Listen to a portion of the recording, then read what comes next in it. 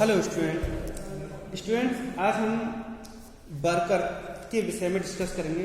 जो फैक्ट्री में जो वर्कर होते हैं,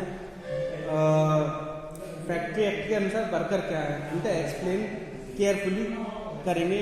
उनकी जो टर्म्स हैं फैक्ट्री में वर्कर की क्या टर्म, किस टर्म से इसका यूज होता है, और कह सकते हैं कि क्या ऐसे व्यक्ति को श्रमिक कहेंगे जिसने कारखाने में काम करने पर वृत्ति ना मिलती हो, यानी कि कहा जाए कि उसे सैलरी नहीं मिल रही है और कारखाने में काम कर रहा है, तो वो व्यक्ति क्या वर्कर है या नहीं। इन दोनों टॉपिक को विशेष रूप से देखेंगे। तो हम सबसे पहले कारखाना एक्ट में मजदूर है क्या उसके बारे में जानने का प्रयास करेंगे। तो पहले मैं साधारण शब्दों में बता दूं कि श्रमिक होता क्या है। श्रमिक उस व्यक्ति से कहते हैं जो स्वयं नियोक्ता या अन्य किसी व्यक्ति के माध्यम से निर्माण प्रक्रिया को करने, नियोक्ता के या अन्य किसी व्यक्ति के माध्यम से कोई चीज निर्माण कर रहा है, मैन्युफैक्चर कर रहा है, या यंत्र या कारखाने के किसी भाग को साफ करने, कोई हमारे यहाँ मशीन है या कारखाने में कोई वस्तु है उन्हें साफ करने अथवा उसको निर्माण की प्रक्रिया में लगे रहने के बाद उसमें कार्य कर रहा है और उस कारखाना में किसी ने नियुक्त किया है इस कार्य के लिए, तो वह व्यक्ति क्या कहलाएगा? श्रमिक या वर्कर कहलाएगा। स्टूडेंट्स, जो 1948 का फैक्ट्री एक्ट है उसमें सेक्शन 2L के अनुसार श्रमिक की डेफिनेशन दी गई है। वो निम्न प्रकार है। श्रमिक से आशय ऐसे व्यक्ति से है जो प्रत्यक्ष रूप से या किसी एजेंसी के माध्यम से नियुक्त किया जाता है। मैंने आपको बताया कि कोई भी व्यक्ति जब तक श्रमिक या वर्कर नहीं होगा जिसे कहा जाए ऐसे व्यक्ति से है जो प्रत्यक्ष रूप से या किसी एजेंसी के माध्यम से नियुक्त किया जाता है, उसे हम क्या कहते हैं? वर्कर।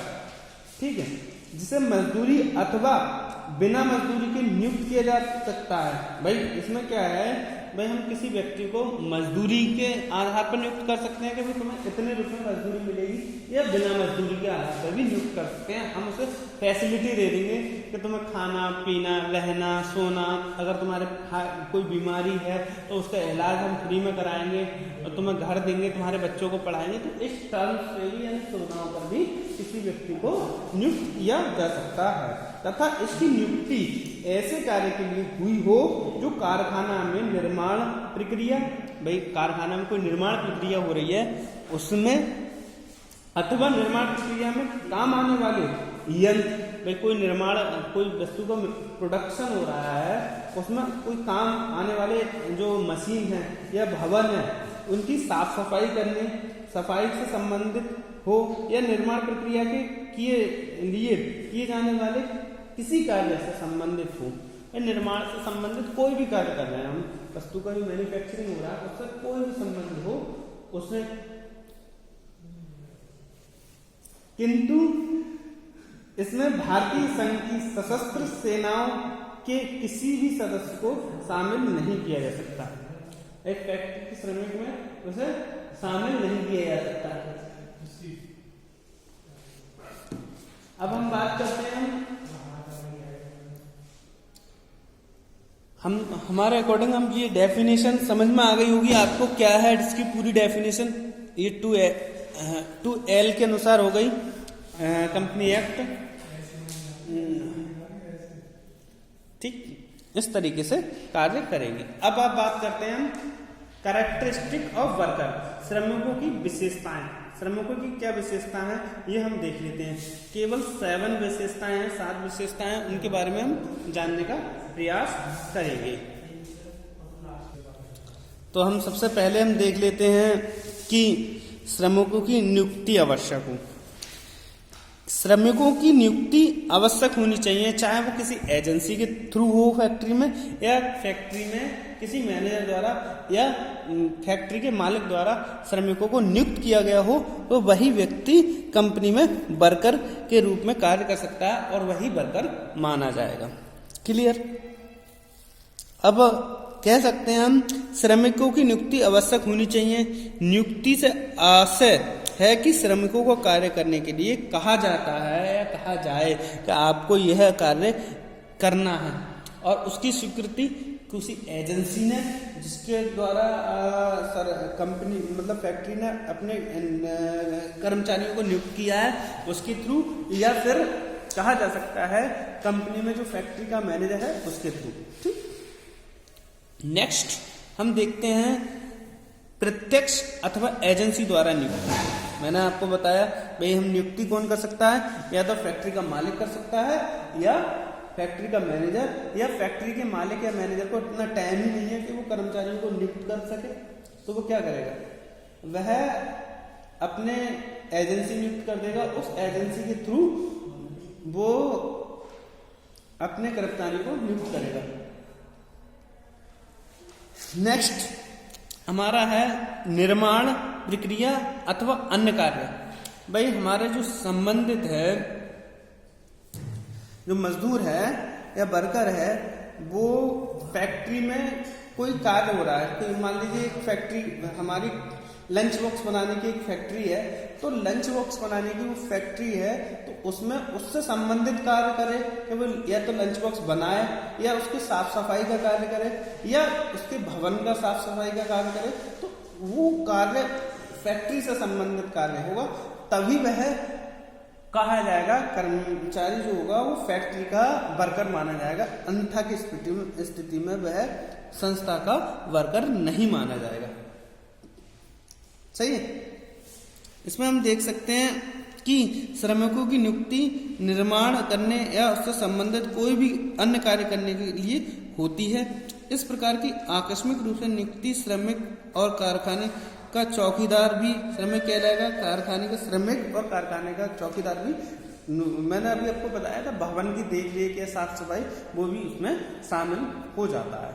आपको इसमें समझ में आ गया होगा कि जो कर्मचारी है वो उसमें क्या होगा, जो चौकीदार है वो भी श्रमिक कहलाएगा। किंतु कार्यालय में काम करने वाला क्लर्क, भाई हमारे यहाँ मान लो कारखाना में एक ऑफिस है, उसमें कोई क्लर्क है या लिपिक है, लिपिक हिंदी में कहते हैं उसे, कार्यालय जो है तो उससे कह सकते हैं हम लिपिक हो, या वहाँ पर का कोई श्रमिक अधिकारी हो, या डॉक्टर हो, या उन्होंने डॉक्टर रख रखी है कर्मचारियों के देख रेख के लिए, या वहाँ पर नर्स हो या कोई मैनेजर हो, तो वो व्यक्ति कारखाने का वर्कर नहीं कहलाएगा, वह वहाँ का कर्मचारी कहलाएगा। कहा जा सकता है वो कहलाते हैं, हम कह सकते हैं कि वर्कर को मजदूरी मिलती है, यानी वेजेस मिलती है, और हम जब फैक्ट्री में सैलरी के रूप में काम कर रहे हैं तो वो हमारी क्या कहलाएगी, कर्मचारी से संबंधित चीजें कहलाएंगी। आपको समझ में आ रही होगी बात कि फैक्ट्री में जो मजदूर होते हैं उन्हें वेजेस मिलती है, वेजेस, ठीक है, कह सकते हैं मजदूरी। मजदूरी पर होना अनिवार्य नहीं। भाई हम पहले ही बता चुके हैं आपको कि हम अगर कंपनी में मतलब हम फैक्ट्री में काम कर रहे हैं, फैक्ट्री हमने बताया एग्जाम्पल के रूप में कि हमारी जो फैक्ट्री है वो लंच बॉक्स का निर्माण करती है। अब लंच बॉक्स में उन्होंने कहा कि कुछ मजदूर ऐसे हैं कि 5 लंच बॉक्स बनाने पर उसे प्रति लंच बॉक्स के 20 रुपए मिलते हैं, तो उसने 5 बनाए तो उसे 100 रुपए मिल गए। परंतु ये भी हो सकता है कि कर्मचारी मतलब जो फैक्ट्री में जो वर्कर होते हैं उनको क्या करना है, मजदूरी ना मिले। उन्होंने कहा कि अगर आप 10 लंच बॉक्स बनाते हैं तो आपको 4 लंच बॉक्स फ्री दे दी जाएगी। तो इस टाइप से भी मजदूरी, वो भी मजदूरी ही मानी जाएगी। उन्हें पैसे ना मिलना या वेजेस ना मिलना वो मजदूर कोई मायने नहीं रखता है। वर्करों को सुविधा के अनुरूप भी उसे वर्कर बनाया जा सकता है। समझ में आ गई। उसके बाद आता है रजिस्ट्रार के में नाम लिखना होना आवश्यक होता है।